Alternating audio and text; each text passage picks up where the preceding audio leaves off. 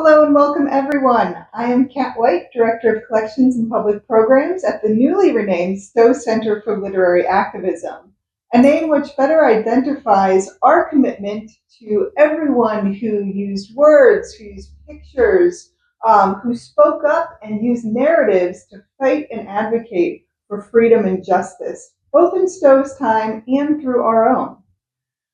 I am thrilled to be here with today's panelists to explore the life of one such advocate and freedom fighter, the Puerto Rican political leader, Pedro Albizu Campos. Our moderator and one of our panelists for this program is Dr. Anthony De Jesus. Dr. De Jesus is an associate professor in the Department of Social Work and Equitable Community Practice and director of the MSW program at the University of St. Joseph's in West Hartford. Dr. De Jesus previously served as the assistant professor at the Silverman School of Social Work and as a researcher and interim director at the Center for Puerto Rican Studies at the Hunter College, CUNY.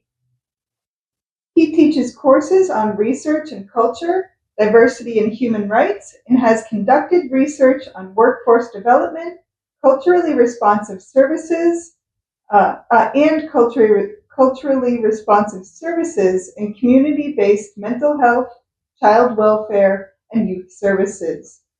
Welcome, Dr. De Jesus.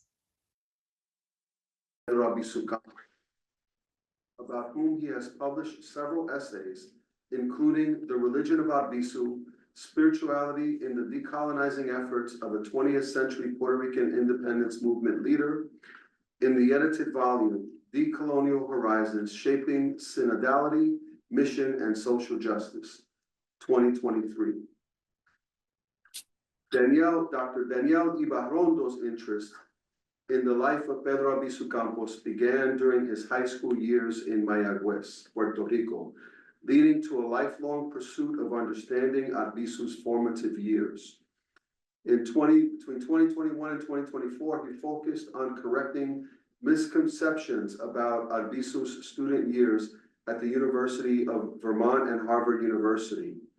Dr. Ibarrondo has cataloged Albizu's university archival documents available at www.donpedroalbizucampos.com. He has two forthcoming books, Pedro Albizu Campos, The Harvard University Documents, and Pedro Albizu Campos, Formative Years, 1893 to 1923, to be published in 2025. Our final panelist, Rachel Torres, is a proud Puerto Rican from the Bronx, like me, although living in Massachusetts, Connecticut, I identify as diasporican as well. She is an educator at Newtown High School and teaches 9th grade world history and about Pedro Albizu Campos in her Black and Puerto Rican Studies elective, which is also an early college experience course. She also serves as advisor to the geography team and the club, Students Advocating for Diversity and Equity, SAID, and teaching Pedro Albizu Campos in Connecticut. So one of the things that wasn't mentioned in my bio is that I was a school social worker in Boston for a number of years before returning on an unexpected journey that took me across the river to Cambridge. I began my doctoral studies at Harvard University Graduate School of Education. And as a student there, I was aware that as a Puerto Rican, that Pedro Albizu Campos was perhaps the most prominent Puerto Rican to have attended Harvard University. And, but I knew very little about what his experience might have been like. And I was very curious about that, but I was too busy doing the work I had to do to get out of Harvard University, because it's more valuable to have gotten out of Harvard University than to have gotten in. And so in 20 in the year 2000, I attended the Puerto Rican Studies Association conference in Chicago with my colleague, Rene Antro Gonzalez, who had done his dissertation work at the Pedro Albizu Campos High School in Chicago. We visited the high school, and the then principal of the school, Lourdes Lugo, said to me, "You're a student at Harvard. Can you help me bring students from our school to Harvard to walk through Albizu's footsteps?" And so that was the opportunity that I needed to distract myself yet again from my dissertation to focus on a meaningful project. And so with Renee and others' support, we were able to bring a large handful of students from Chicago to Cambridge for a very cold weekend in February of 2002. And I had begun with the support of the then director of the Centro, Felix Matos, who I spoke to about this project. He recommended I speak to Cesar Salgado from UT Austin, who as an undergraduate student at Harvard in the 80s had a similar pursuit. And I spoke with Cesar, who said, Pedro Albizu Campos' student file was not available because it was sealed for 80 years. And but it would have become available or unsealed sometime in the mid-90s. So I decided to go to the Pusey Library archives and be among the first people who requested those archival documents, and was just really awestruck to see Albizu's handwriting and to read what was some of the things that he wrote, and that I'll share with you, that were ultimately published in this article in 2011 in the Latino Studies Journal in a segment called Páginas Recuperadas. There's a link to that article where you could download a PDF that will be put in the chat. And it's titled, "I have endeavored to seize the beautiful opportunity for learning offered here. Pedro Albizu Campos at Harvard a century ago." So I want to acknowledge that our original plan was to actually engage the students who visited that year and helped us read through these documents. And we actually walked through the campus, and we walked through by addresses where we had seen that Albizu had lived, and College House, which was a dorm for students who had fewer means. And in any case, we had a wonderful weekend, but we never documented that. This article became the way that I documented that, because I was on the tenure track and I needed to have a publication. And so this, I chose to emphasize the story that those documents told about Don Pedro's time as an undergraduate student, that elaborated upon the account in Marisa Rosado's biography of Albizu, and that shed new light on those experiences. And because I saw that so many of those experiences resonated with some of my experiences as an undergraduate student and the experiences of many Puerto Rican, Latino, Latinx students in higher education, I thought that that's something I really wanted to try and emphasize as I told this story. So this is how we have come here, and then a few years ago, Daniel Ibarrondo emails me and requested a copy of the article, and then a couple of years after that, he emails me back with a link to the digital archive that he created based on those same documents I saw years ago, but really making the investment in an archival digital quality site so that everybody can access those at donpedroalbizucampos.com. So Danielle, who has become, who has emerged as a key interpreter and advocate of Don Pedro's life and legacy, will share that. And then here in Connecticut, early in my time here, I met Efrain Agosto, and we also talked about the work that we had done on Albizu Campos. So we are researching Albizu Campos here in Connecticut. And Rachel, who is also my Puerto Rican studies hermana, is doing that work in the classroom and teaching Pedro Albizu Campos to students at Newtown High School. And so we think it's important to think about how this work is evolved and how it's being used and how you in the audience can also use it and build on it. So I'm going to share a couple of quick segments of my article. Actually, can we go to the, oh, I'm sorry. We want to share the screen now? Yes, And So- I can put the link in the chat. please. So, as Albizu Campos arrived in New England during the second decade of the 20th century, ambiguities regarding the political relationship between Puerto Rico and the United States would be increasingly clarified as the US government consolidated its grip on its newly acquired colony, conferred US citizenship to island residents, and conscripted Puerto Ricans into military service. Within this context, in the midst of his education at Harvard, Albizu Campos observed in 1916, quote, "My ambition has been to learn as much as possible while in college and while in this country, to become a faithful interpreter of both to my people."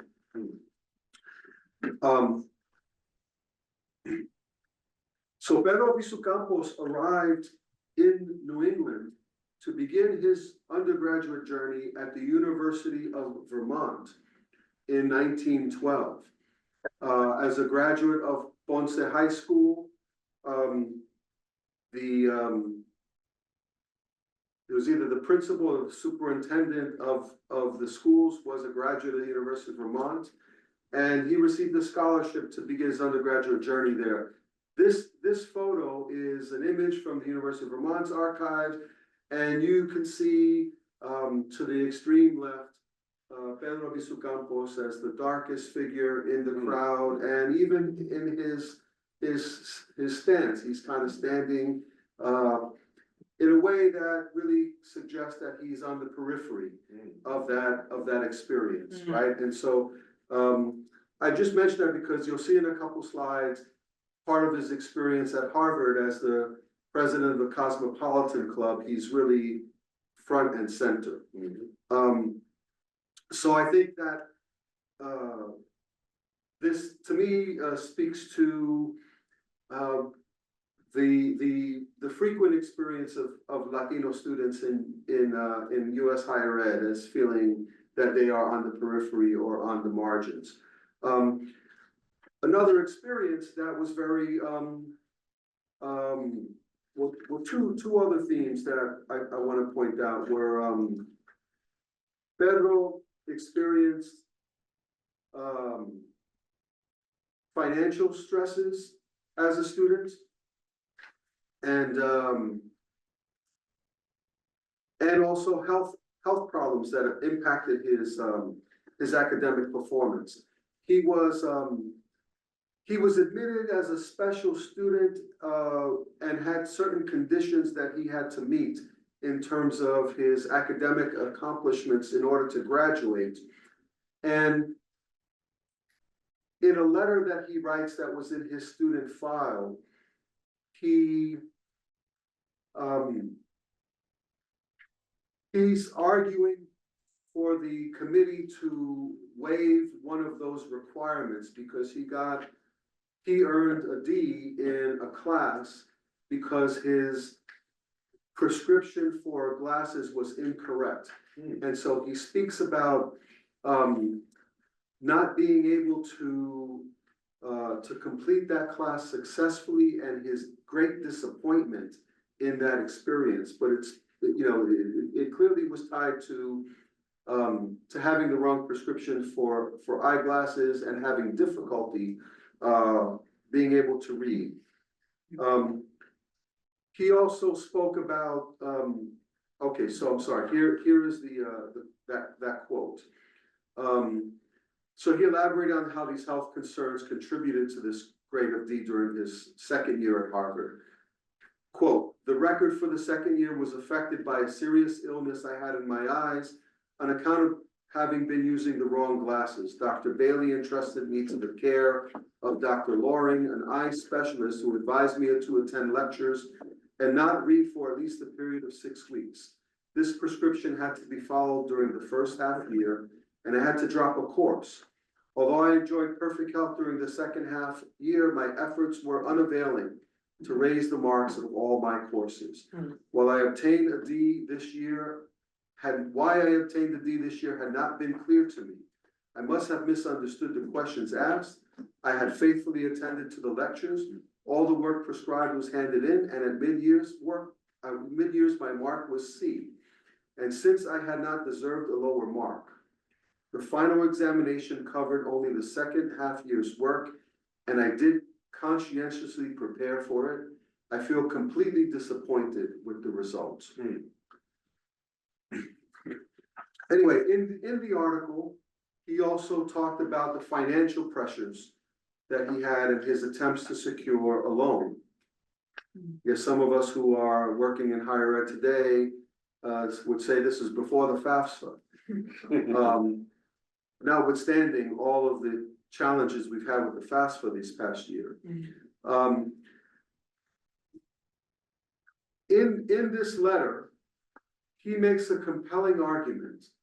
The letter is available on the website, and actually this is a copy, this is a segment of that letter. And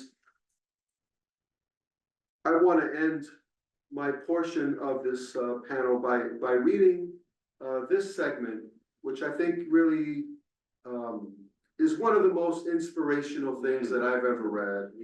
And my hope is that it will continue to inspire students of all backgrounds to seize the opportunity to learn.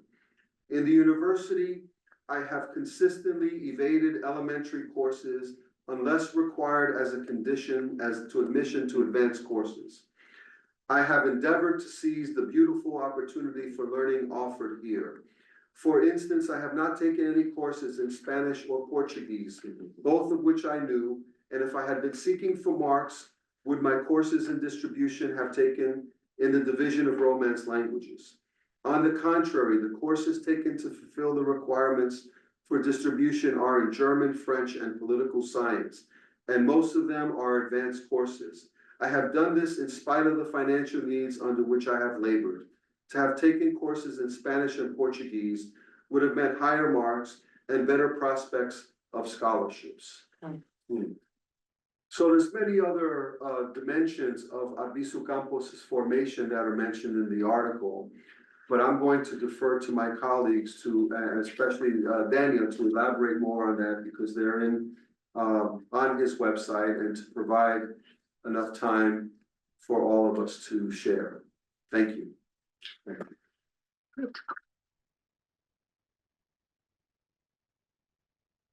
Thank you, Tony. Good to be with my colleagues here, to see all of you who are in this lovely room. Thank you, Kat and Anna, for helping organize this session. And to those of you who are online, thank you as well, and look forward to perhaps hearing from you at the end of the session. I am fairly new to Albizu studies. I am a New Testament scholar. I taught here at Hartford Seminary and New York Theological Seminary, as we heard, and now teaching undergrads at Williams College, more broadly religious studies and Latino studies. But in 2015, I read Nelson Dennis' War Against All Puerto Ricans. We know that text has had issues. but I read his chapter on Agosto Campos, and I read a quote from, I think it was an Argentine newspaper, when Agosto was arrested in 1950, who referred to him, the apostle of Puerto Rican liberation, I think was the term that the Argentine paper used. And I said, wait a minute, I am a student of the Apostle Paul, and here they are talking about the great Pedro Albizu Campos. I didn't know, had this sort of mythical memory and vision of him, not enough data. I got some from Nelson Dennis, but I wanted to know more, especially putting these two apostles, the Apostle Paul conversation with his empire, the Roman Empire, and Pedro Albizu Campos in conversation and in contrast and in conflict. We think could be said for many ways for Paul of Tarsus in the first century. I wanted to put these two in conversation. So I wrote a couple of pieces about that, and then continued my search for understanding, in particular, the religiosity of Pedro Albizu Campos.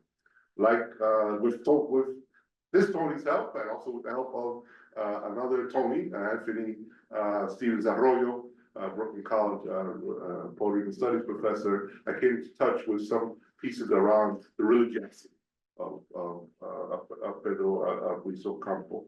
It came intrigued with this picture that Tony also showed around Pedro at the center, right? As president of the Harvard University Cosmopolitan Club, the fact that he led the charge there on campus, or at least, was one of the folk that brought representatives, delegations from Ireland that were dealing with the Irish liberation movement from the British Empire. And so he also, as this quote from the Harvard Square Neighborhood Association put out in a blog on May 2020, so a recent blog they're writing about stuff in the neighborhood there in Harvard Square. He also came in touch. It's a debate. Anthony Stevens Arroyo argues his Catholic faith was reinvigorated by coming in touch with social justice priest, Catholic priests in the Boston area, and seeing that in fact religion could have an impact on one does the Irish Catholic, the Irish Republic situation, the freedom situation, independence situation, and then he was thinking about Puerto Rico and his Catholic reality. So he came into touch with that in part. Stevens Arroyo argued with that experience in Boston with the Cosmopolitan Club doing social justice efforts around the globe, and then local priests in Boston working for social justice. This is, of course, 1916 and 1920, so it's early. And there he is engaging these issues. Something about we were talking about his Catholic roots struck me, particularly as I saw Stevens Arroyo relate to it. So this is the part where I talk about notes. We saw religiosity for my notes and so what I've been thinking about. I had some issues as I read some of Aguizo's speeches around his belief in a kind of Spanish Catholicism that had marked the religiosity and culture of Puerto Rico in ways that could be lost, he said, with the U.S. presence, including, and I'm an old Protestant, including the Protestant presence, increasing Protestant presence in Puerto Rico after 1898. And so he wanted to hold on, he argues, in one speech from El Día de la Raza in 1948. This is upon his return to the island after 10 years imprisonment in Atlanta, which is another story to be told. Pero Aguizo felt that his commitments to Catholicism, learned in Puerto Rico, perhaps relearned in Boston through study and activism, was an issue. Arguably, he had a very much idealistic and romanticized view, what he called Hispanidad, including Spanish Catholic religiosity. He seemed convinced that it was a righteous inheritance for Puerto Rico from Spanish colonialism. He believed it had been reinvented, however, and reinscribed to make it a Puerto Rican Spanish Catholicism.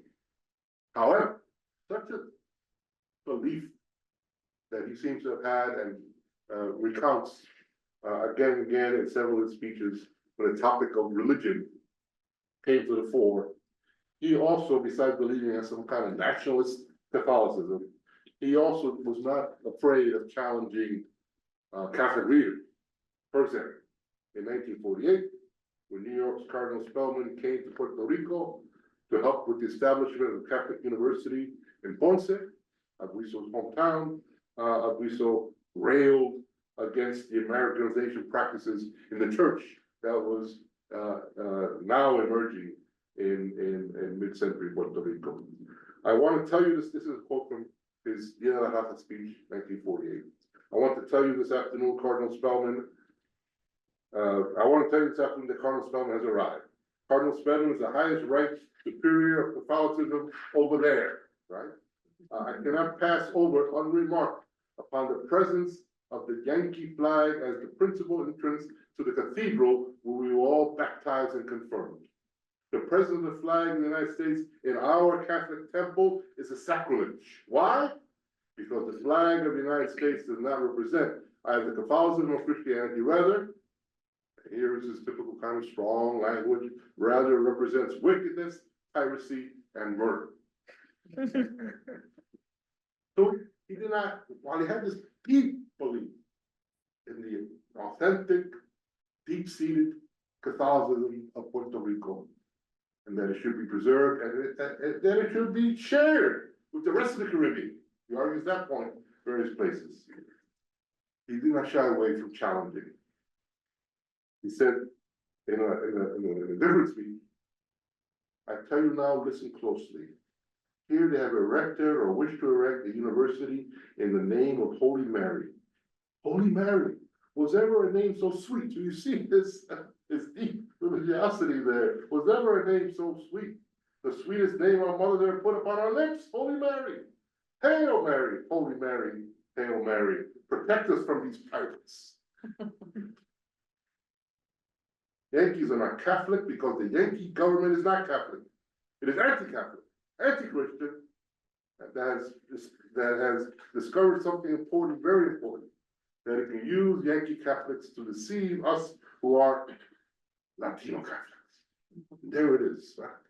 This conviction that his religiosity was carefully tied to this, what he calls Catholic civilization, the Hispanidad of Puerto Rican Catholicism. So this is part and parcel, right, of his arguments again and again, without shying away from the difficulties of those statements. So I wanted to put on the table this religiosity. It needs more elaboration, more study, and it's part of what, when Olga, my wife, and I traveled to Puerto Rico this past summer, I wanted to explore the archives that we researched there with the Louisville grant that Tony mentioned, but also talk to people, collaborators. And through a friend of Olga, we were told that we could meet this gentleman, Heriberto Marin Torres. Right? He was a young man from Jayuya, one of the centers of the 1950 revolt. He survived it, was in prison for 9 years, right?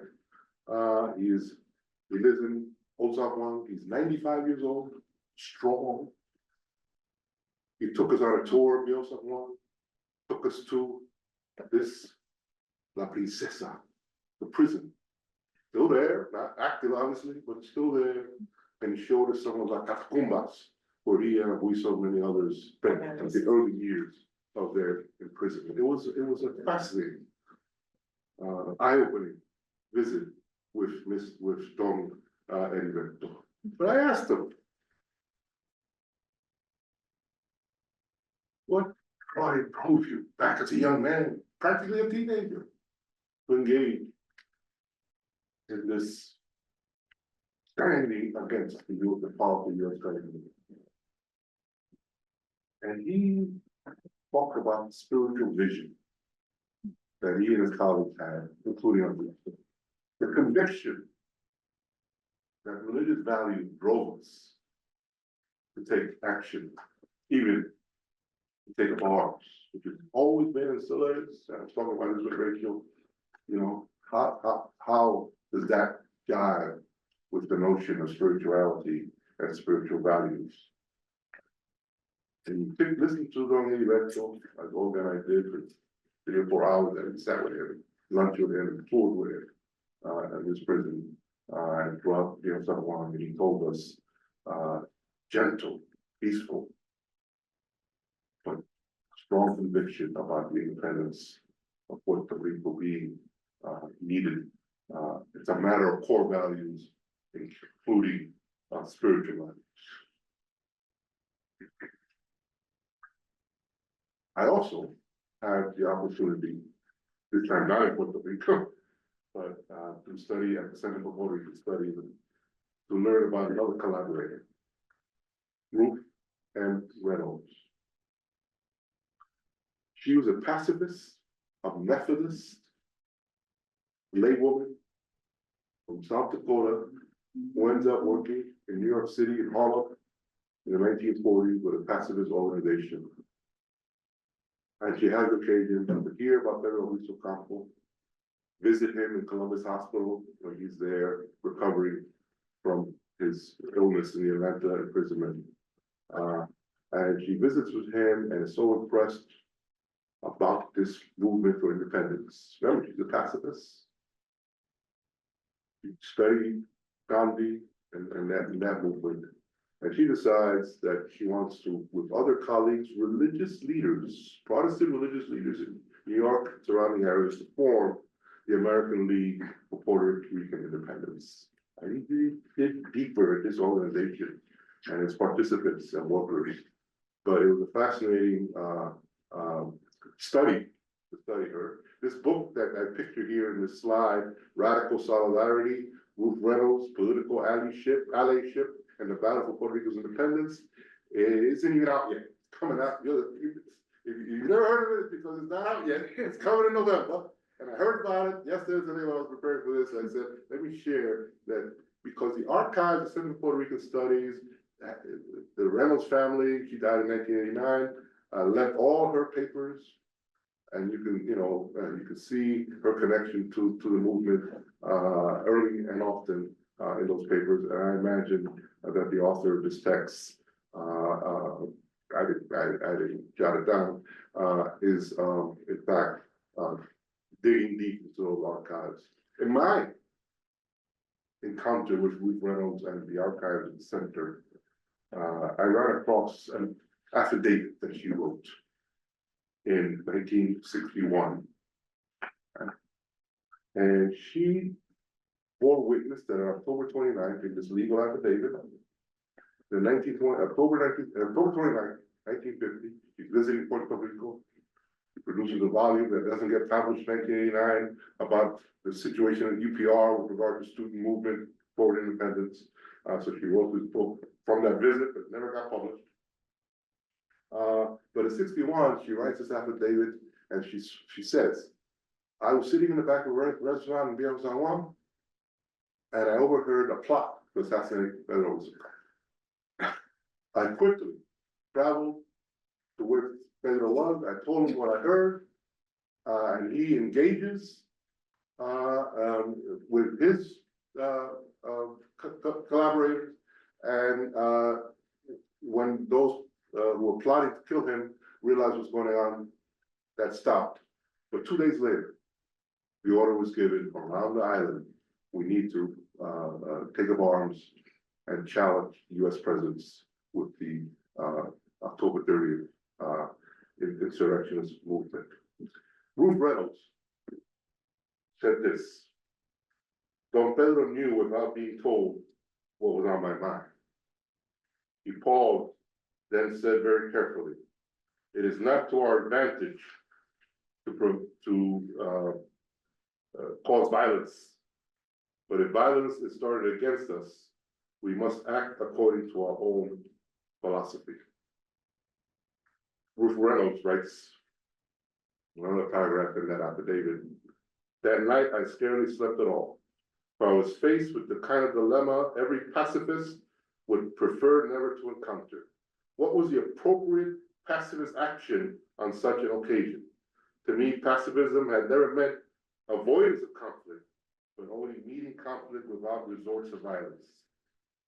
He talks about the proper Gandhian method in these kinds of situations, where you choose not to take up arms in her part as a pacifist, but to stand in the way of murderers, putting our own bodies in the way to protect, in this case, Pedro Albizu Campos.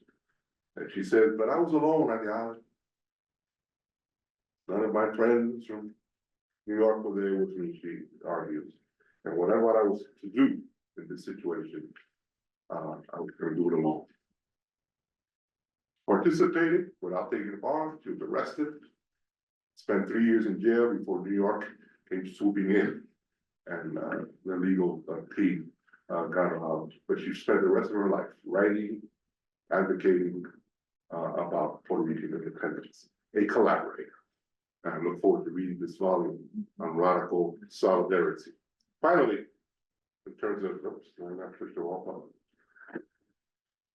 So the last thing we did this summer, just before we flew out, was to meet with the granddaughters of Pedro Albizu Campos. Again, I went to visit my cousin, Efrain Agosto, member of the National Party of Puerto Rico to this day. And he told me, "Do you want to meet his granddaughter?" So he and his wife knew them. And sure enough, a few days later, we sat in the living room, and he invited us, and for 3 hours chatted. All kinds of things about Albizu, about their own following in the tradition. And I reminded Bettina, the one standing next to me, the one standing next to her, and Rosa Meneses, who I think is online and you're watching, is standing next to Olga. But I had read Bettina Meneses Albizu Campos' book, La Espiritualidad de Pedro Albizu Campos. So I was honored to be able to sit with her and ask her about his spirituality. And I'm just going to close. It was a wonderful evening. We learned a lot about this very same topic, right? How does one spirituality spur one on to take action in an unjust situation? But Bettina wrote, get the right quote here, sorry. Bettina wrote in her, and I cite her, she associates the religious sensibilities of Albizu Campos with a liberating praxis. She wrote that in her little book. I cited in my essay, and she confirmed it in this conversation on August 12th, 2024. She writes that he believed in, quote, liberation, social justice, and the construction of a new society, freer and more human, with human agency to build towards one's own destiny. As such, independence was the great motivator for the apostleship. This is a quote from Bettina Meneses. The apostleship took me back to the origins of my interest in research. The great motivator for the apostleship of Pedro Albizu Campos, right? So in effect, and those of you in the audience listening here who are familiar with Latin American liberation theology that has its beginnings in the late 60s, in effect, Bettina Meneses argues, and I tend to agree with her, that Pedro Albizu Campos, in his religiosity, in his faith, in his convictions, and his actions, was the harbinger of a theology that's liberating and organized itself around justice and liberation for all. So thank you for having me here and having me reflect on these important pieces of my own research on Pedro Albizu Campos. Thank you.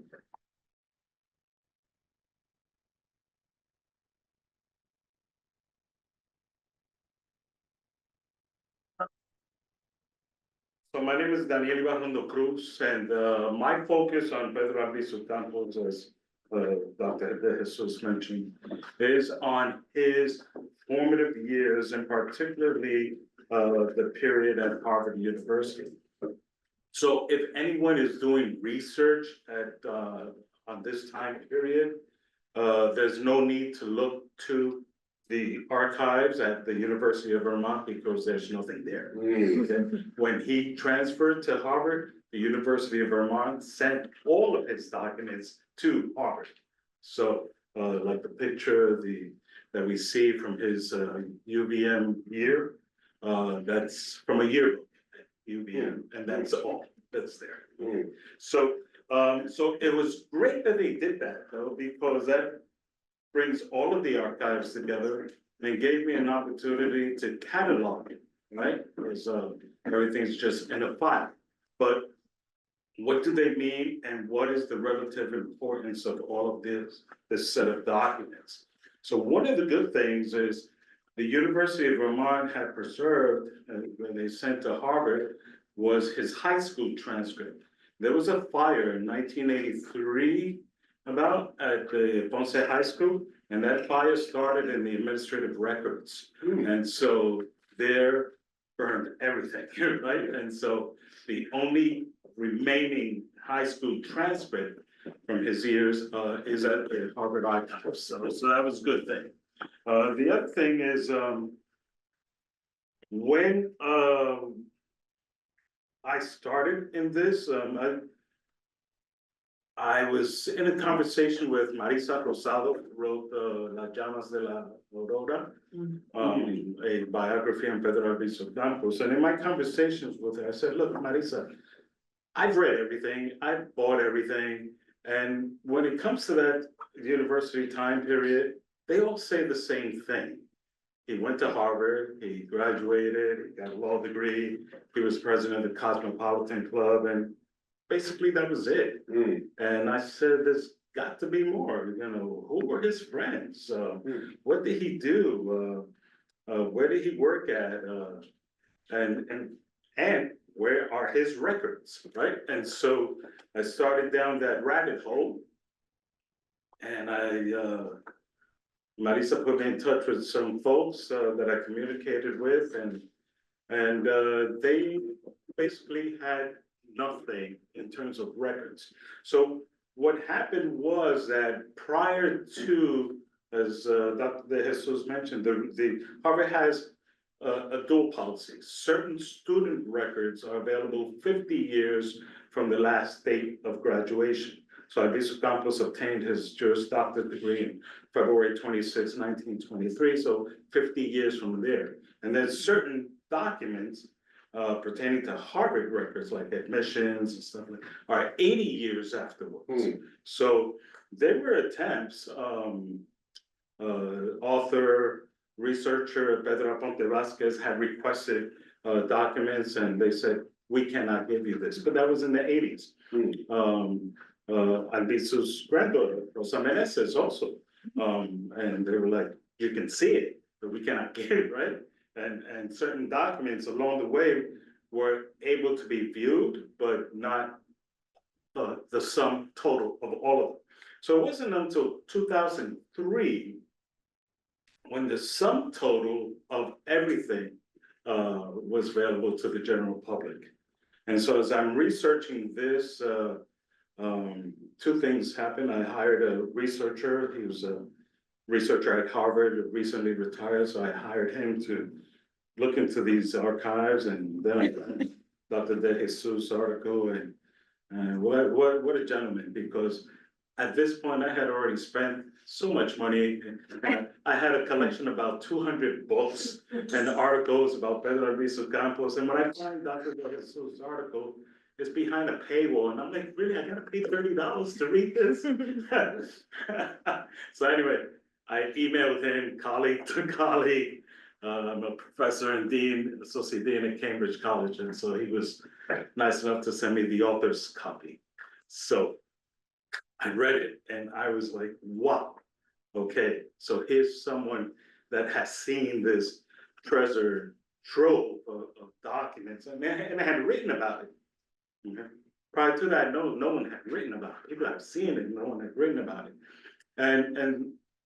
And so I fired my researcher and I said, wait a minute, I have to go to Cambridge and look at this myself. And when I did, I was just amazed. I mean, it's just amazed that over 100 years later, these documents are still intact, that they're still there. And everything, as you read the documents and you see what Pedro wrote in his applications, I felt the weight of the world upon me, in the sense that I said, wait a minute, there's at least 12 myths that have been written about this time period and repeated and published so many times that they become facts, right?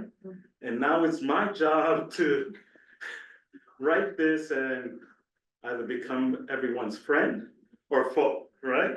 And it's generational, I find, too. So I started a TikTok and Instagram, and all of a sudden, I get the 18 to 30-year-olds, and they're like, wow, this is great information. And who cares that he got a C or a D? I mean, this is Albizu, you know, right? I've gotten a C in college, right? And I'm like, okay, great. Those who grew up in, right, on the opposite spectrum or generational, right, of that generation, were like, why are you saying this? You know, you're giving this information to our enemies, right? So I'm like, okay, I need to balance this. And so when I realized it's an easy task to balance, for two reasons. One, every legend has myths written about them, right? And so what better way to honor a legend than to put new findings, new facts, right? New information, right? Out there. The other one is the child that's going to follow in that legend's footsteps may look at these myths and say, that's too high of a bar. Okay, that's not achievable for me or anybody, right? And so it's our duty, right? If we want somebody to follow in Albizu's footsteps, to say, okay, no, the bar's not that high. This is the reality right here. He was just like you and I, okay? And so, and thus the two books, right? So one of the things, for example, Albizu writes in his own handwriting, I speak fluently. Okay? Now, reading a language and speaking a language, as we know as educators, two different things, right? I can read Le Monde, okay, it's in French. I cannot speak French, but I can read it because some of the words are similar to Spanish. But I cannot put on my resume that I speak French, right? So Albizu says in his own handwriting, I speak fluently 4 languages, Spanish, French, English, and Portuguese. If we look at, and the worst thing we could do is start with Wikipedia, because that page about Albizu is just a mess. Albizu speaks, I think, 12 languages, if you add them all up, right? Italian, German, Portuguese, French, Spanish, Latin, okay? And if we don't stop it, the next thing is going to say that Albizu also attended medical school, right? Because some of this past history also says Albizu had a degree in this and a degree in that. I mean, he had 50 degrees. And I got quite a few degrees myself. I'm like, how did he find time to get 5 degrees, right? But now that we see his transcript, it's like, oh, okay, he had 2 degrees. He had a bachelor's degree in liberal arts or philosophy and letters with a concentration in chemistry, okay? And he had a Juris Doctor degree. That's it, 2 degrees, okay? But what happened was he gave a talk and he mentioned, I studied philosophy and letters. I studied engineering, I studied chemistry, I studied law, I studied education. And people are taking the news reporters, he has a degree in education, he has a degree in chemistry, okay? And so then, once that's out in the newspaper, then the authors repeated it, okay? Yeah. And so, so what I find, like Dr. Sue said, I started studying at least in high school. So I can basically track, okay, the origins of all of these myths, okay, and trace it and cite it and reference it all the way back. And I do that in my book. So I have the two books. One is the Harvard Documents. It's an illustrated photo book in which I briefly talk about the importance of the documents and each one in detail. So that everybody can have this in their collection. Okay? You have the actual Harvard documents in your home, in your book to share with your family. The other book is more formative, okay, because Albizu came back and forth between Cambridge and Puerto Rico, okay, and he was in touch with his father. So there's a lot of questions about that time period. For example, 1917, the US confers, well, the way I put it, the US killed Puerto Rican citizenship, okay, and supplanted it with US citizenship, right? Therefore, an attempt to kill our identity, to extinguish our identity by doing away with your citizenship. So one question is, well, what did Albizu have to say about that? Well, he did not, basically, okay? Why? Because back then, the feeling on the island with the Union Party was that island-wide, they supported independence. However, as a colony, what was the world knowledge at that point in time?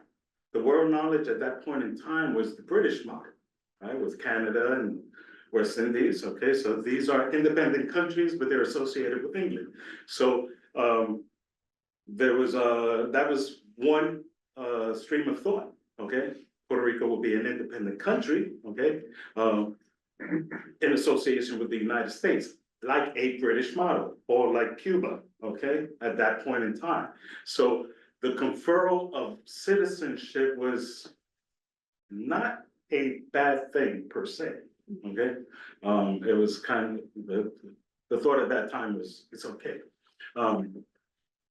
Since folks have interpreted the citizenship, the conferral of citizenship as part of his military inscription in the selective service process.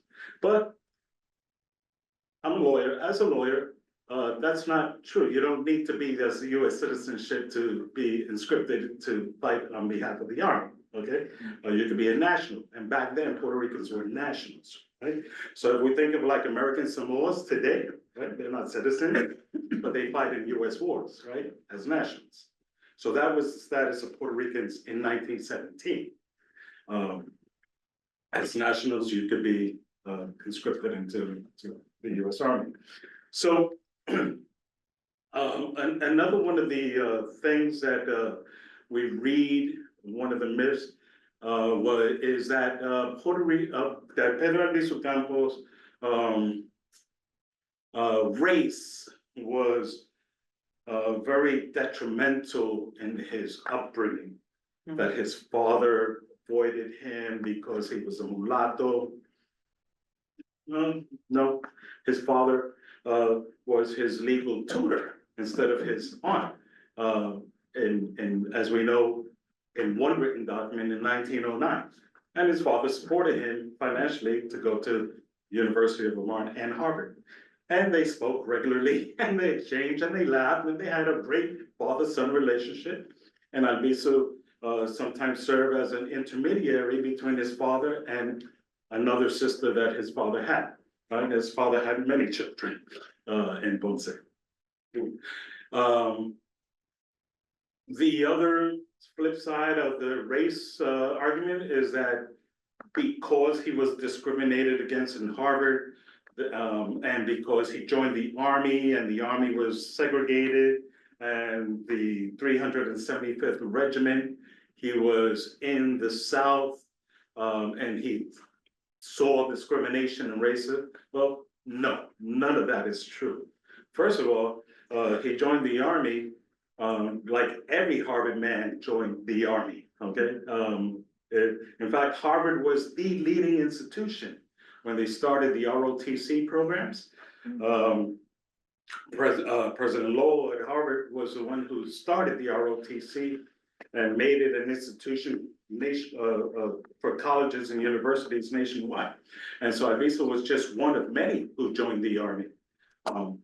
But because of the army being segregated, his troop was part of the on the organizational chart, it was part of the 375th Regiment, which is the Southern Black Regiment.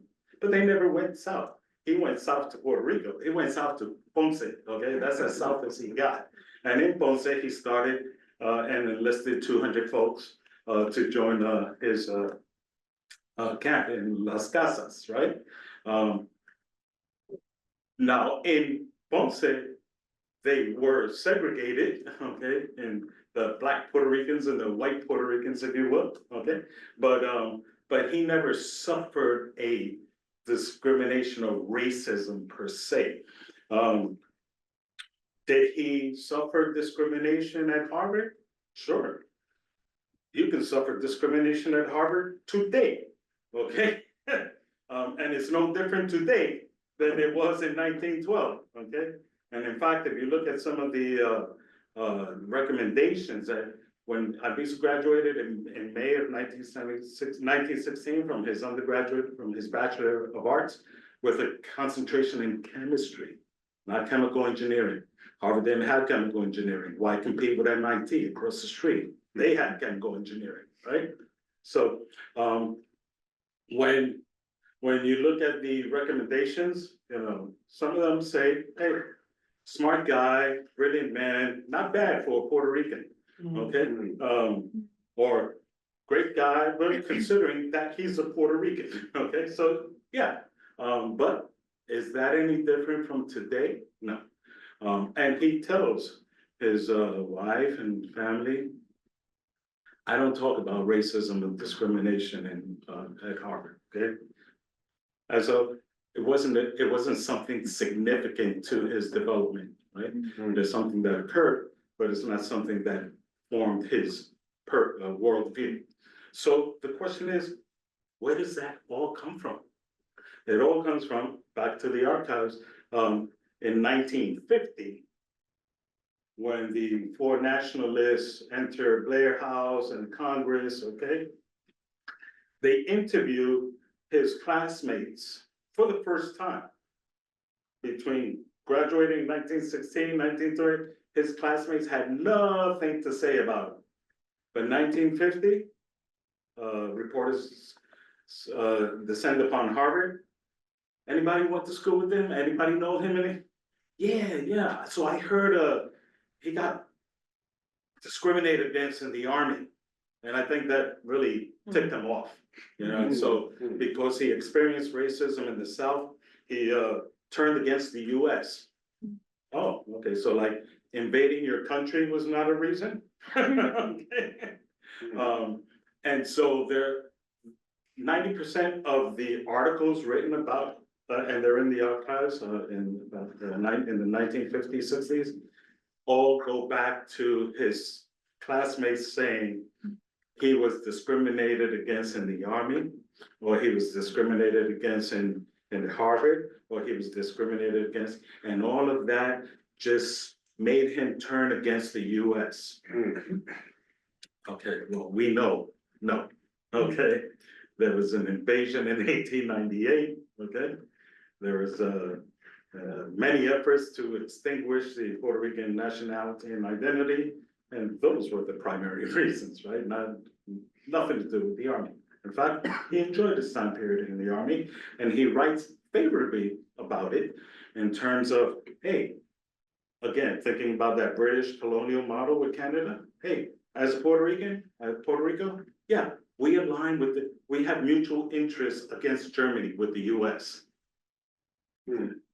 And if we research back even further about race, and I'm focusing on race at this moment because that a lot of the publications point to that as the reason for him being anti-American, right? Way back in 1915, 16, in that Harvard Cosmopolitan picture, there's a guy named Plenoyo Gibewolo. Plenoyo Gibewolo, or as they know him in Harvard, was known as the African Prince. He was the first first African and from Liberia to study at Harvard. And not only was he at Harvard, but he was Pedro's roommate, okay, at Brook House. So Wolo, as is known, is his roommate, and they also worked together on the Cosmopolitan Club. Okay? So when Albizu was vice president, 1914, 1915, Wolo was the treasurer. And then Albizu becomes president in 1915, 1916, Wolo is the treasurer. And then Wolo apparently tells Albizu, hey, what are you? Are you black or what? Okay, and I'm imagining this, right? Obviously, right? Because one of the things we do as historians is context, right? But because I get that, okay? I lived in Texas. What are you? I'm Puerto Rican. Oh yeah, is that North or South Mexico? Oh, okay, so I'm imagining Albizu also got the "What are you?" question because I get it constantly. So. Probably told them, I'm black like you, okay? Or I am mulatto, right? Because, and the reason I contextualize it like that is because what happens afterwards, which we know, is there's a new magazine for coloreds and Negroes being published in New England called New Era Magazine. Pauline Hopkins is the one who Pauline Hopkins is the one who's the editor-in-chief. And the first one that she got from Harvard to work on that magazine was none other than the African Prince, right? So being roommates, being in the Cosmo, he said to him, hey, you said you're colored, right? You want to write for the magazine? Albizu says yes. And so they published his article, right? And so this is 1916, right? Way before that army stuff, right?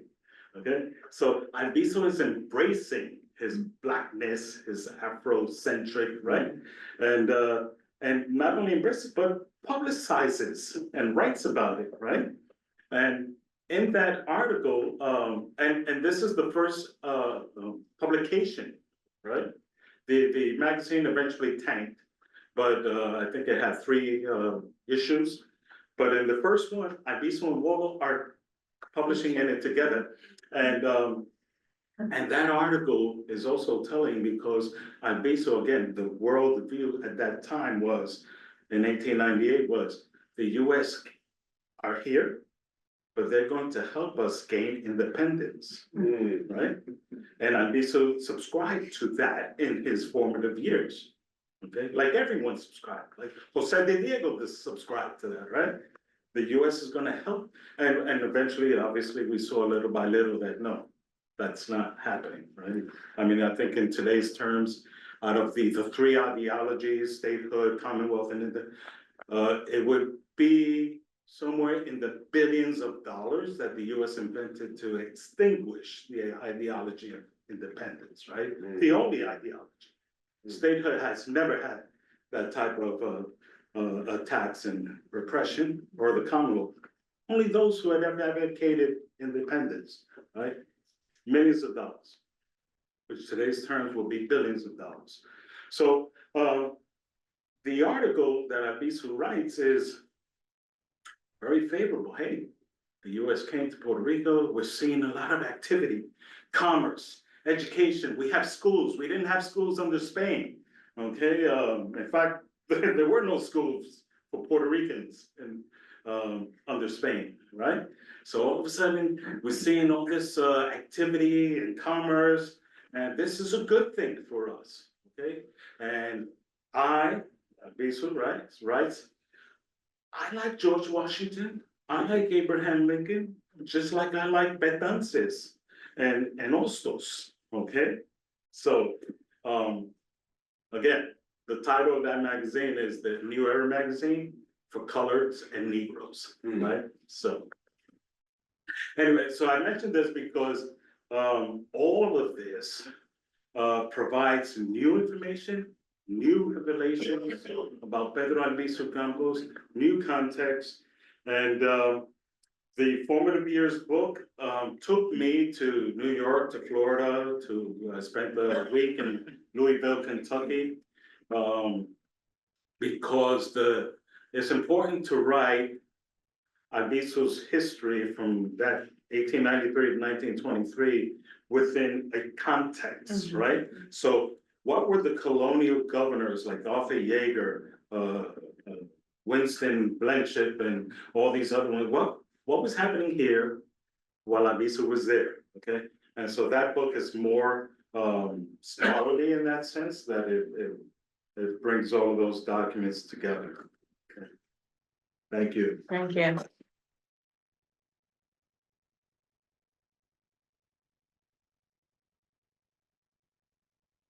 Thank you, everyone, for hanging in there. Thank you to Tony for inviting me to be a part of this, and to Efrain and Danielle for your warm collegiality, and the Stowe Center for having this significant event. So I have a teacher lens, so bear with me as I go through some teacher language. Why is Pedro Albizu Campos taught in Connecticut? Well, thanks to the work of the members of the state's legislature's Black and Hispanic Caucus, with bipartisan support. Could you imagine that? Public Act 1912 was signed into law by Governor Lamont back in June of 2019. And this legislation required that all public high schools offer the course, not mandate, so understand the difference, starting back in 2022 to 2023. This is a year-long full credit course, and it's divided into 2 semesters.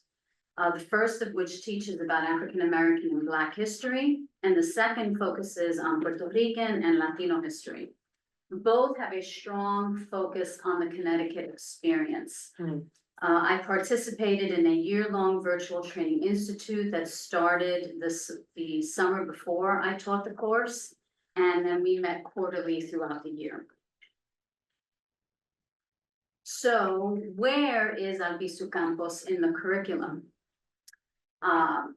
And before I get into this, I want to explain that this coming spring would really be the first time that I would implement what I'm sharing with you this evening.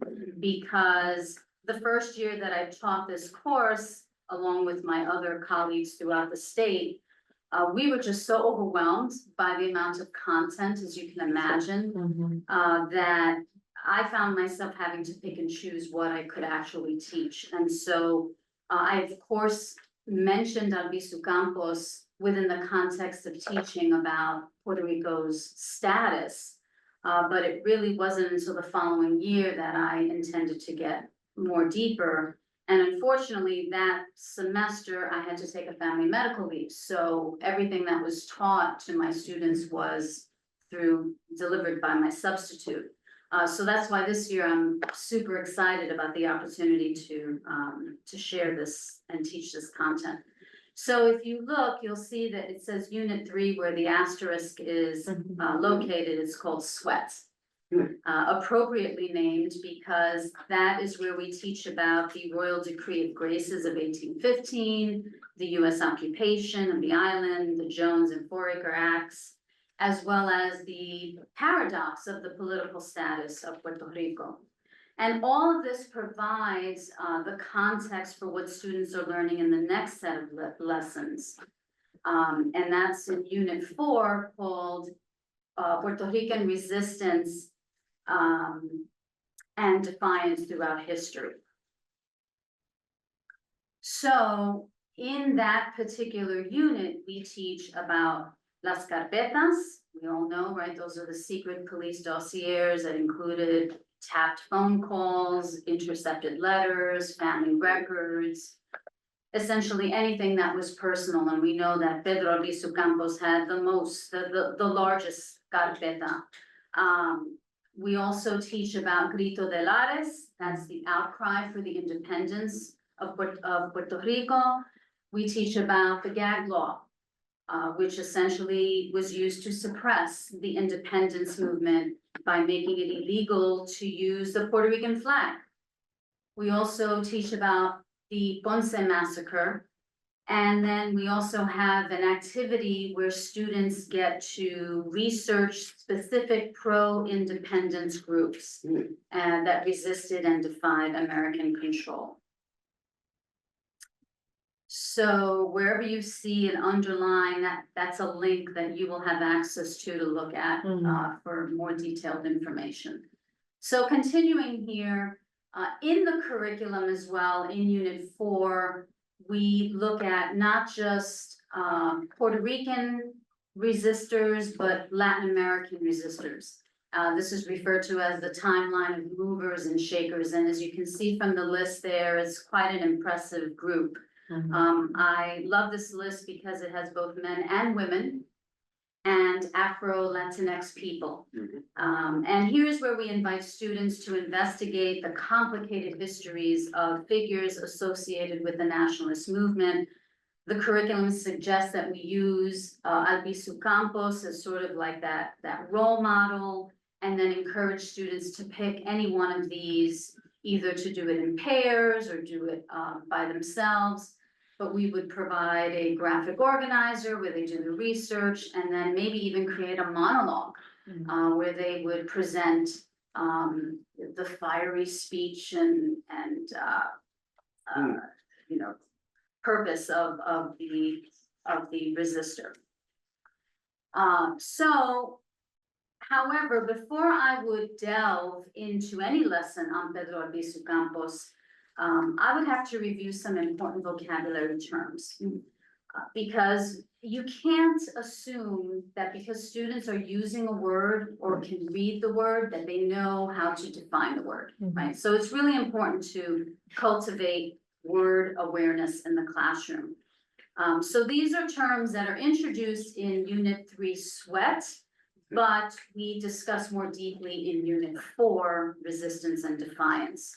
And I believe that in front-loading vocabulary in a unit, this really empowers students when they read the primary sources. They have the language that then is needed to analyze it and understand it better. So these are, you know, some of the main terms. It's certainly like the word even nationalism or nationalist. The meaning back then is different from the word nationalist today, right? We talk about white nationalists, totally different meaning than when we're talking about Puerto Rican nationalists. So, or what is a terrorist in the eyes of the colonial American supporter versus, you know, today. So then that leads us to teaching about the key biographical points of Pedro Albizu's life, starting with his early life and education. You know, when and where was he born? Where was he educated and trained? His political activism. How did he become a leader of the Puerto Rican Nationalist Party? His jail and persecution, where he was imprisoned multiple times for sedition and subjected to human radiation experiments while in prison. His spirituality, which addresses his devout Catholicism. And I have an asterisk next to that point because this is not mentioned in the curriculum. And I'm only aware of this because of the great work of Dr. Agosto. And as a devout Catholic myself, I am fascinated to learn about this aspect of Pedro Albizu Campos. So even though this perspective, in my opinion, complicates the narrative, right? That someone with deep faith would also be in support of taking up arms. I want my students to really wrestle with this and to understand the whole being of Albizu Campos and to be okay with not having it resolved. And so finally, legacy would be an important point as well. How is he remembered as a central figure in the fight for Puerto Rican independence? And so how I would teach these points would be done in a variety of ways. We all know that students first need to have some biographical background, and this is an actual resource provided by the curriculum. So I would have students read this and generate questions as they go along with the material. And then we can't go too long without introducing some sort of video resources because our students are visual and auditory learners. And they are really good at teaching the content in bits and pieces. And these are some great video clips that I have vetted. One is the Albizu Campos trailer, Valor and Sacrifice in the Middle. That's actually an award-winning film by a student whose last name is Torres, but I don't believe there's any relation, at NYU Tisch School of the Arts. And the last one is Pedro Albizu Campos, also another great video. So I would model this first by showing one of the videos and then making sure that students, as they're watching this, are saying to themselves, what did I learn about Albizu Campos that surprised me, that I didn't know before? What else do I want to know more about him as a result of this? How does this video help me to understand his role in the independence movement? I could assign this for homework. They could look at the other two videos, or they could do it in pairs. But I will have modeled for them how to view the video in class when they do it for homework. Then we get to the gallery walk. And they say that a picture is worth 1,000 words. And I believe a gallery walk that exhibits the life of Albizu Campos would be crucial in helping students to delve deeper into his journey. I would have these images printed in color, laminated, posted all throughout the classroom, so that each student could go up to the image and take the time to observe it and analyze it, reflect on its significance. All of these images are numbered and linked to their source, and I want to thank Daniel for curating some of these amazing images in his digital collection, which I hope we remember to put up in the chat box. Yes. Because that's an amazing, amazing resource. And another way to use the images is to place students into groups according to Albizu Campos's life and have them find the images on your website, right? So I think it's just a real eye-opening experience for students to look at his life through these different images.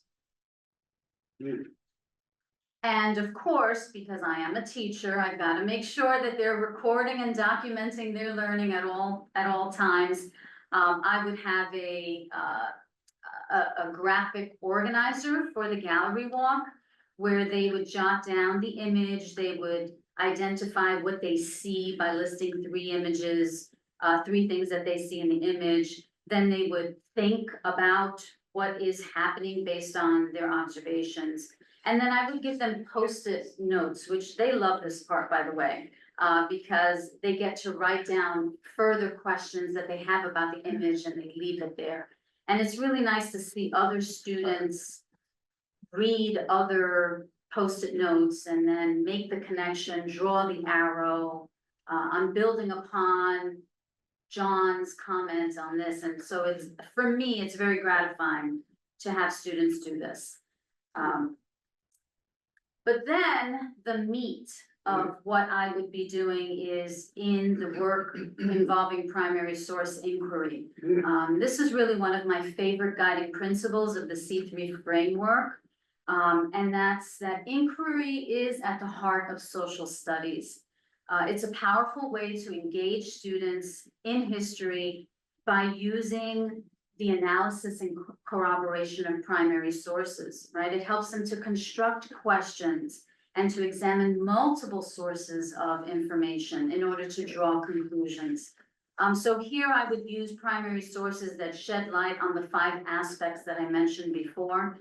And as you can see, I've highlighted that those are all linked, but I've highlighted the Harvard Law appeal letter that Tony mentioned, and then I have examples of his speech. There are some videos that actually have his speech in Spanish and then a voiceover in English. I'm not a fan of that, but it is helpful for those who don't understand Spanish. There's also letters written by Albizu Campos while he was in prison, the immense FBI archive that we have access to. It's very lengthy, very dense, but for those who are very interested in this work, they could go into it. Dr. Agosto's research as well, and the trial records that include, his courtroom statements and the cases where he's defending, right, the right of Puerto Ricans to self-determination. So there's so much rich material and content here for students to go deeper into the life of Albizu Campos. So that brings us to what I think is really the heart of this course, and that's encouraging students to reflect on their learning. This is a courageous conversation compass that was created by Glenn Singleton, who wrote the book Courageous Conversations About Race. And the course curriculum uses this really as an opportunity to give students to reflect on their learning, right? This is very hard history. And often we as teachers are just shoving it down their throats, and we don't give them time to reflect on what they're thinking, how they're feeling in their bodies. How is their brain affected by this material, or if they're even moved to action as a result of this content. So I give students a composition notebook, and they have a copy of this compass in their notebook. And after we learn any hard material, which is all the time, I ask them, tell me where you are on the compass. Are you in the moral space, the intellectual space, emotional or relational space, and why? And I have had students come back and say, that was probably one of the most valuable experiences in the class, because I've been learning history all my life, and no one has ever asked me, how do you feel about that? How does that make you feel in your body and in your spirit? So that brings me to my why. This was my first cohort of 13 students back in 2022. So it was a cohort of 13 students, 9 of them identified as BIPOC and 4 as white students. Last year, I only had 4. That's a conversation for another panel. And this year I have 11. I can only share this photo because they are all over 18 and have graduated. And just to give you just some demographic understanding of where I teach, Newtown High School has a 17.7 minority enrollment. 82.3% are white, 2.1% are Black, 10.6% are Latino, 3% are Asian, 1.8% are two or more races, and 0.1%, I don't even know how that's possible, are Native Hawaiian Pacific Islander. Students who enroll in this course are 11th and 12th graders with already jam-packed schedules with required courses, electives. So if they register for this course, it's because they're either real lovers of history or they're just desperate to learn about their history. So I am the only Puerto Rican in the entire building as a teacher.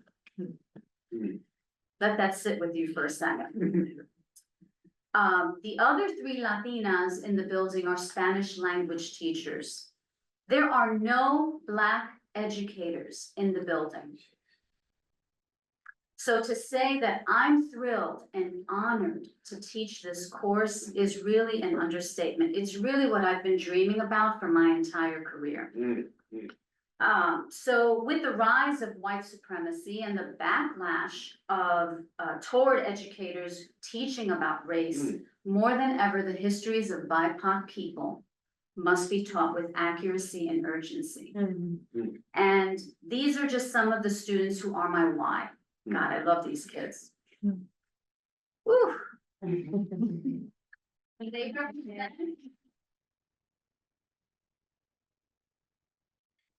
I spend my summers obsessed about learning, and my husband can attest to this, and planning content on hard history. And I am just dedicated to making the content personal and relevant because their history matters. And so I just want to leave you with this quote that I absolutely love. Pedro Albizu Campos said, "Aquel que no está orgulloso de su origen no valdrá nunca nada, porque empieza por despreciarse a sí mismo." Amén.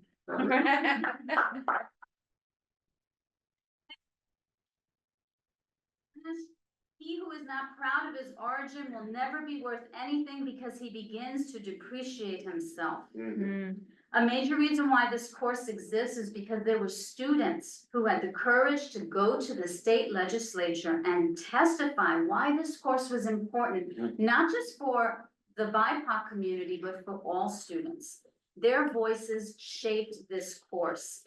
It focuses not only on hard history, but also celebrates, right, the resilience, the contributions possessed by their ancestors. And I know that they are their ancestors' wildest dreams. And I believe that the spirit of Pedro Albizu Campos was alive in those students. And I know that he's proud of their activism in making sure that everyone knows that pride in our heritage and our history matters. Thank you. Back to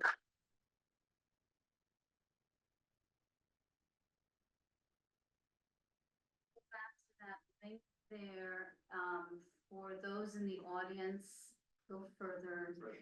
Yeah. I have it here. No, gotta let the teacher do it. So there we are. So the presentation, that's a QR code. If you scan the QR code, it will take you to my presentation. And in the presentation, you will have access to all of the goodies and links and so forth for my teacher friends out there. You had some people tearing up in the chat. I want you to know you're very moved. Thank you. Love you, my people. Thank you, Rachel. Thank you. My eyes got watery. So we want to respond to some of the questions that you've put in the chat. And while we're accessing those, are there any questions from the live audience? Nelson? I work at Harvard Public School and I'm a psychologist, and I've been very interested in the curriculum. And and there's a reason, because I really think that it impacts critical consciousness of our students. And I'm wondering, do you see that with the students that go through this course? Especially my Black and Latino students, they just feel a sense of pride that their stories are taught, that their stories are heard, and they want to learn more. And I actually had several students come back to me So that class is 11th and 12th graders, so the 11th grade moved down to 12th, came back to see me and just share, we miss your class, we miss learning about our history. And I said, well, it doesn't have to stop with me, right? The whole point was for you to take what I taught you and now go further. So I do think it's very empowering to their spirit.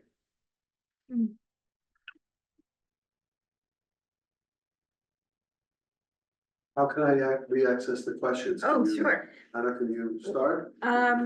So the first question we actually got during the presentation, what people were wondering where they could find your book you were talking about. The books, both books will be published in 2025.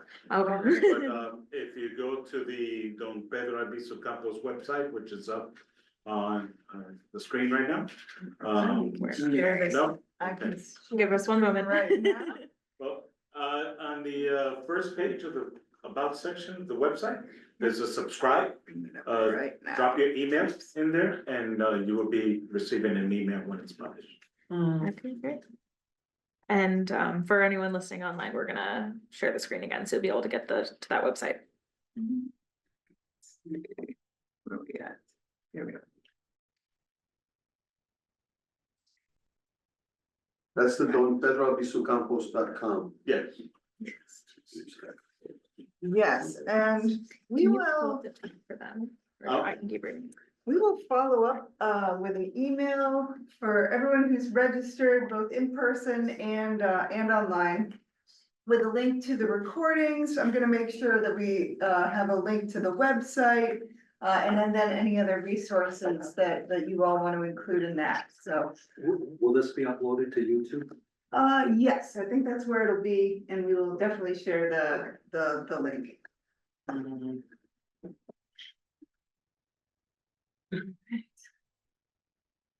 So any questions here? Yeah. Oh, Can you help us read the questions? We that was- don't currently have any questions in the chat. I've just sent them a reminder, so hopefully we'll have some coming in. Okay, If anyone else. so,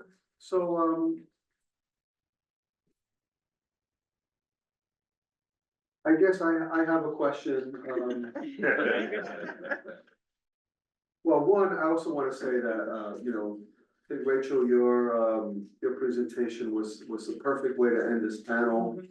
And, that quote, I think really is what drives all of us. And I want to mention that my father is here tonight. And he couldn't teach me a lot about the history of Puerto Rico, but he taught me how to be proud of being Puerto Rican. So I want to acknowledge that, and I hope he's learned a lot tonight as well, because I'm going to test him on it. I want to acknowledge also that Rosa Meneses Albizu Campos is on in our virtual audience, and want to dar los saludos de parte del panel and the audience, and say that if there are no other questions on the chat, we will end momentarily. But we have one question from our audience. I hadn't thought of it before you pressed for the question, but it has always been there, so I haven't framed it, so. Pardon the framing, but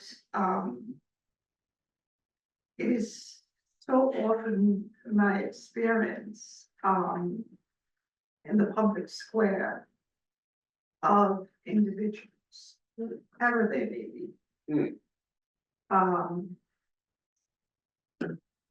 Unaware, uncertain, not knowing the status of Puerto Ricans in relation to the United States. To the extent that they're often viewed as immigrants, as you hear the terminology coming here. And it confuses me. And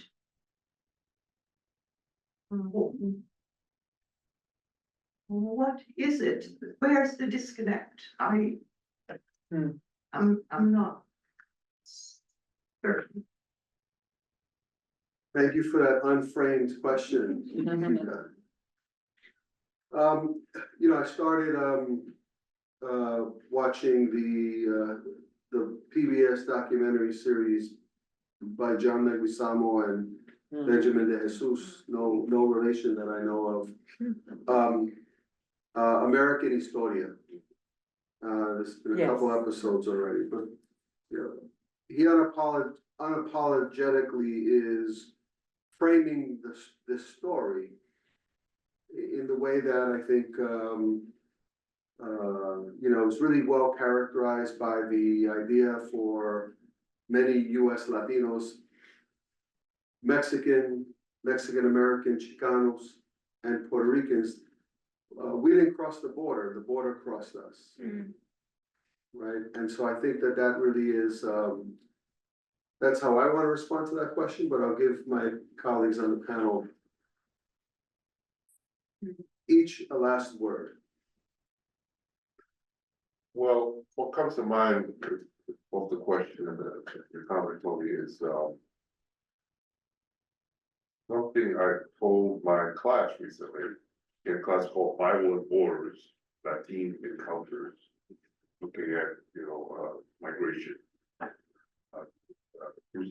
Somewhat through the lens of the Bible, but more through the lens of current events, you know. Election season is front center that issue. And I told them, one Puerto Rican student in the class who grew up at, you know, nearby Waterbury, wondered, how do you see yourself as a Puerto Rican? I told him this, we hadn't really thought about it. 1970, our family, well, I thought about the trip a lot, but in this way, 1970, our family took an epic trip, right? I was 15, my sisters, my mother and my sisters, and 4 of us, spent 6 weeks in Puerto Rico. I didn't have a memory of going when I was a little boy, you know, years before, but this is a sort of epic moment. And I defined that trip as assuring, even though I was a New York Puerto Rican, that I was Puerto Rican. Because the family, the island, the language, the history, the culture, it's all part of me. And it's part of my parents' story, born and raised, right, before they migrated in 1951. But it's my story that being. And that 6 week, I mean, I've been back a lot since then. I married Olga Rodriguez, who was born and raised in Puerto Rico, the island. That also reconnected me. But what I'm trying to say is that there's a connection that being there in significant ways makes possible for those of us who weren't born and raised there. Now, I don't know if that responds to your question, but I know you're talking about status issues.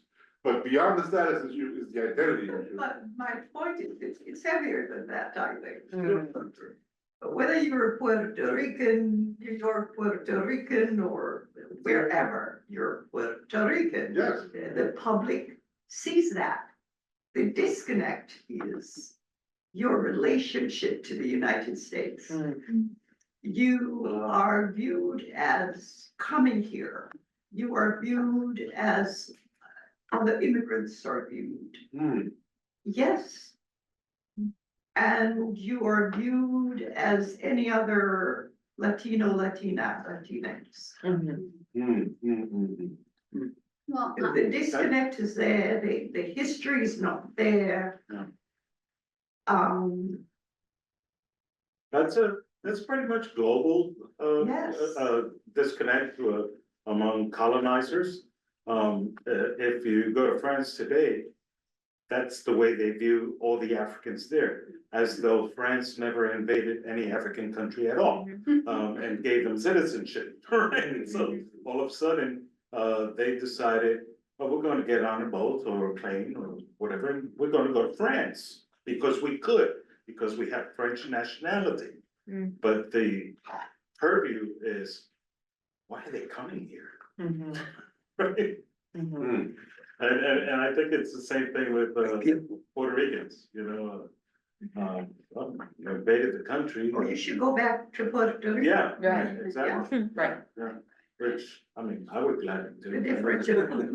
differentiation is not fair. Well, I think it's part of the reason why, right, history matters, right? That it has to be taught so that this willful ignorance of the reality that Puerto Ricans, whether they're on the island or not, that they are American citizens, although second-class citizens on the island, right? Let's be real. It's that colonial mentality that you were talking about, like, let's dehumanize them and let's other them. And that's how we can control them. And so that's why it's important for all people, young people, to know the history so that they can defeat that mentality. I'll share a tidbit. When I was always back and forth. So I'm a lawyer, lobbyist, and I decided my daughter was born, and I said I want to raise her in Puerto Rico, back in my hometown in Miami West. So the job I landed was special assistant to the chancellor for international and external affairs. Huge title, and it was nice. But the best thing about the job was I get to define it as I go along every week. So I was, because I knew English well, I was in charge of all federal and international visitors. Miami West is known as MIT, the Miami West Institute of Technology, right? Because it produces engineers and scientists that come work for NASA and federal government here. And so every single time, and we had a lot of federal or foreign visitors, mostly federal, we would always have a 5-course dinner on campus somewhere. And I was like, when I visit the US college, they have like cheese sandwiches, and Tang orange juice. They don't do this 5-course meal. And I'm traveling with the president of the UPR system or the chancellor. They don't do this. I go, why do we do this? And I'm thinking it's a colonial thing, right? And then we had a international group, and so they placed me at the table where with all the English speakers. So I had a round table with 12. Next to me was a guy from India, scientist, Hindu, and he goes, "Do you always do these 5-course meals?" And I go, "No, only when you guys come." And he goes, "Yeah, it reminds me totally British colonialism in India." And I said, "Me too." We did get 2 questions in the chat. So unfortunately, because of time, we apologize that we're not able to respond to those questions. We'll try and email you a response. If you can save the questions. I guess, I don't know if this is the best way to end, but I think that some of this tension between what it means to be Puerto Rican on the island and in the diaspora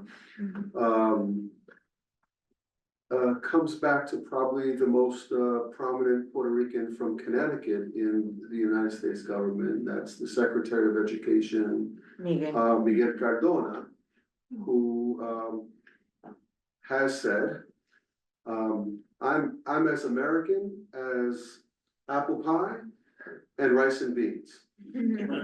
So I'm hoping that we'll all have a chance to eat some rice and beans shortly. And I want to thank everybody online and in person for their engagement with this wonderful panel. Thank you.